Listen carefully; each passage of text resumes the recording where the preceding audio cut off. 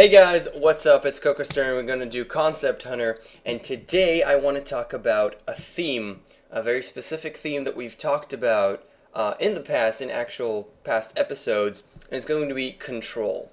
So, we've said that one of the most important things that such a puzzle platformer, which is generally the genre that we look at in most cases, such a game needs to have perfect freaking control. You want to be moving and doing exactly what you want to be doing, and you never want to say that the game is at fault. You never want to say, well, I tried to do this and that, but the game moves in its own specific way, and that's why I didn't move in the correct, didn't manage to do whatever I wanted to do.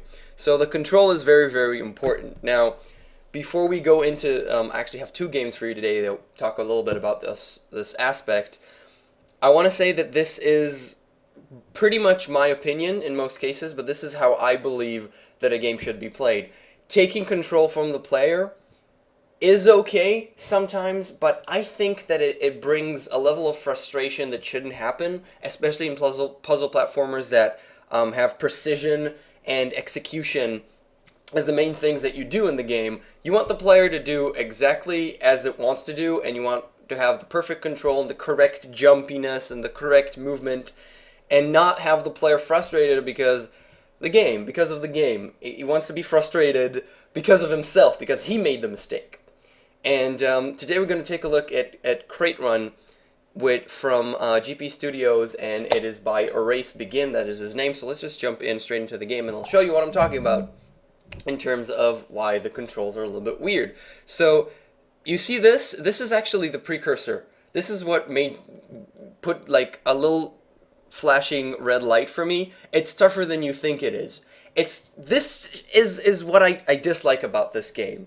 I'm sorry, but this is exactly what I dislike about the game. It's tougher than you think because you think that the little character, the little crate, that's the character that we're playing, moves in a specific way. It makes sense to you, and because the jumpiness is a very, very specific way that he decided, that's why it is tougher than it should be, because you can't move the way you want to. So we're gonna go in the game. I'm actually gonna put on the music, why not? I've played it a little bit, as you can see, and when you jump, when I jump to the right, it does this arc. It does this little freaking arc that is not exactly as you want it to be. And when it falls, it will fall in that arc, and you need to move your freaking in a very specific way. I want to actually show you. There's actually one level that shows it really, really well, and the best way you can understand it is by just trying to play. Really, just try and play this game, and you'll understand pretty immediately what I'm talking about. And this level should look really stupid, and I've gotten a little bit used to it first because I have played a couple of levels, as you've seen at the start, and I'm used to it, and I'm pretty good at it by now, so it's fine. But it really can hamper your experience. And aside from that, I want to talk about everything else that's actually pretty important. The game does everything else pretty well. I mean, there's progression, introducing new things, damn it. Introducing new things, interesting things, and yes, I'm gonna make it. And it's fine. I can't believe I just made that one, but okay. They introduce new things, they extend the difficulty as much as they can, and yes, I've made it. So, it does everything fine, but that's the one thing that it doesn't do fine. That's the control is freaking weird, and you need to get used to it. This is the level that I wanted to show you most of all. And here you have a drop, and what you think is that I jump to the middle, and then it'll drop down because I don't press right anymore. But because of the arc, and because it has the vertical movement, I have to, you see, I have to like try and have it move in the correct way. And going straight down is almost, I've managed to go straight down. But I want to actually suicide and show you again that it tries to go whatever it is, and I have to tap a little bit in order for it to fall exactly to the bottom, and it's not exactly easy, and that's why it's tougher than you think. It shouldn't be as tough. It shouldn't. I dislike this part. I don't believe that a game should hamper you, and that's really just gave me such a flashing red light, and that's why there's this level of frustration that it shouldn't be. The ground beneath your feet. Yeah, so now I'm just gonna press. Ugh, I managed to do it. So, wow, this seems pretty freaking difficult, and that's just the jumping mechanics. That's how he decided to do it. That's a little bit problematic, and I really wanted to discuss this. I'm not gonna try and do this because it'll take fucking minutes, and there's no point. But the control in such a game is so freaking important, and I have another game that I want to show you. This is called Atomic. It's a 48-hour long game, meaning that someone developed it in 48 hours. Under, I don't remember what kind of competition, but there's all kinds of competition that let you develop a game in 48 hours. And this is, once again, we've actually seen one game that was inspired by Super Hexagon. If you remember, I'm not going to discuss it anymore, but it's a game that has been inspired by Super Hexagon. This one is by embodies 2006. It's called Atomic, and it's very freaking basic. And I'm just going to show it to you. In a way, collect squares, avoid white bullets, survive for the longest time, hold space to increase radius. And this game is very different from Super Hexagon in, guess what? The control that you have. And it's moving all the time. I mean, in Super Hexagon, you just move right and left, and you can do whatever you want exactly. But here, you actually control a ball on the rail, and you can only expand it, and that little ball, that's what you have. And if you get hit by the white balls, you get damage. As you can see, I'm getting hit, and the damage, if I get too much damage, I lose the game.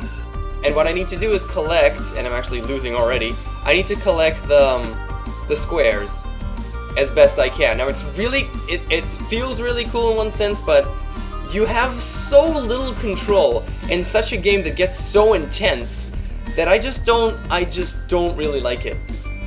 I just don't really like it. Now, again, this is, you know, it's a tiny game. It's done in 48 hours. I also suck at it, apparently. But the level, you have such little control over it because you really, it moves on its own, and the only thing that you can do is just expand and change the circle. And it's such a low level of control that it's really, really hard to get proficient at it and really good at it. And I feel that it's more so random than anything else. I'm positive that there's, you know, some guy that's incredibly good at this and can reach level 1 million and whatever, and people that get really, really good at it. But it just doesn't have the same feel and the same level of control as games such as Super Hexagon, and that's why I believe it fails. The concept is really, really cool in a way, and I'm level 28, which I don't know if it's considered really good. As you can see, the pattern, ooh, I'm experienced. The pattern is pretty, changes every freaking time, but I don't really have control. I mean, the bullets are gonna fly. The bullets are gonna fly whatever way that they fly, and I'm just trying to get the squares.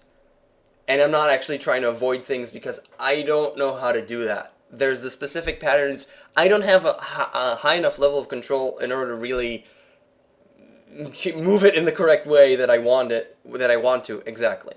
And that's a different form of control that's being taken away from the player. Obviously, the concept here is completely different, and it's not a puzzle platformer that you could just, you know, move in the correct way that you want.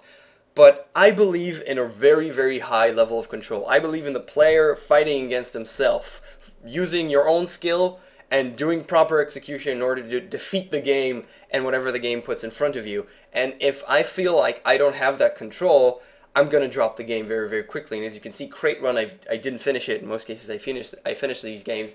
I don't know if I'll actually finish it because I'll probably get stuck in a place that I just don't feel comfortable in terms of the control. And I just can't freaking pass that. And then I'll stop playing it. And that's what I fear, that level of frustration. So, two games, lovely concepts, they're done pretty much in a good way, but the level of control, the level of freaking control, that's what I'm talking about today. So, we've seen CrateRun by Erase Begin, sponsored by GP Studio, and we've seen Atomic by embodies 2006, which is a very, very small little game. Great in concept. I mean, again, we've had the progression. First, there's spikes, then there's shooting, and then there's, I believe, other things, and the ground beneath you falls. But control is what makes me sad in these two games. So thanks a lot for sticking around with us. First time that we're looking at a couple of examples that I dislike. I mean, we're talking about concepts and how you should make games and about design, but we don't always want to show the best of the best and perfect things. We want to talk about what not to do as well. So yeah, that's been me, KOKOStern. Thanks a lot for watching, and I will see you next time. See ya.